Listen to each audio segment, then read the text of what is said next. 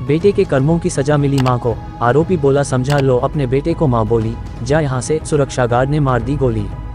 जबलपुर के गढ़ा में 16 मई को 50 वर्षीय बुजुर्ग महिला की गोली मारकर हत्या करने वाले आरोपी को पुलिस ने सागर से गिरफ्तार किया है। आरोपी रामकृष्ण सुरक्षा गार्ड है और पहले मृतिका के घर पर किराए से रहा करता था। करीब 3 माह पहले मृतिका के बेटे के साथ आरोपी रामकृष्ण का विवाद हुआ था। इस विवाद के बाद रामकृष्ण ने मकान खाली कर उसी मोहल्ले में दूसरे मकान में रहने लगा था।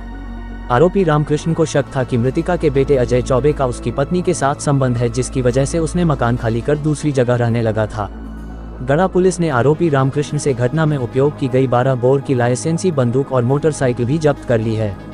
आरोपी रामकृष्ण मूलतः दमोह का रहने वाला है और बैंक में सुरक्षा गार्ड की नौकरी करता है।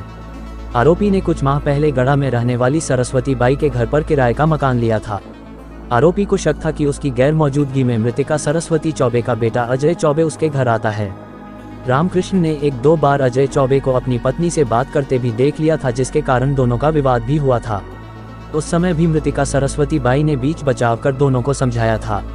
इसके बाद रामकृष्ण ने सरस्वती चौबे का मकान खाली कर करीब 300 मीटर आगे दूसरा मकान किराए पर लेकर रहने लगा था।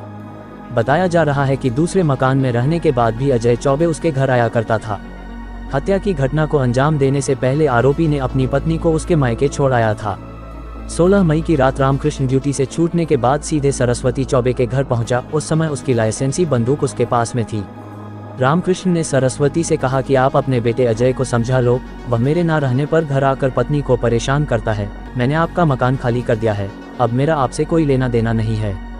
रामकृष्ण की इन बातों को सुनकर सरस्वती चौबे विवाद करने लगी। दोनों के बीच काफी देर तक तू मैं होती रही। दोनों बात करते करते घर के बाहर आ गए। तभी सरस्वती ने रामकृष्ण को थप्पड़ मार दिया और घर से बाहर निकलने को कहा। आवेश में आकर आरोपी रामकृष्ण ने अपनी लाइसेंसी बंदूक निकाली और सरस्वती चौबे पर फायर कर दिया। गोली सरस्वती के सीने में लगी और मौके पर ही उसकी मौत हो गई। सरस्वती चौबे की हत्या करने के बाद आरोपी रामकृष्ण अपने घर गया और फिर बाइक से सागर आ गया। इधर घटना के बाद पुलिस आरोपी को तलाश करती रही। गढ़ा थाना पुलिस को सूचना मिली कि आरोपी ड्यूटी से बिना बताए गायब है। पुलिस की एक टीम आरोपी को पतासाजी में दमोह सागर गई, जहां रामकृष्ण मिल गया।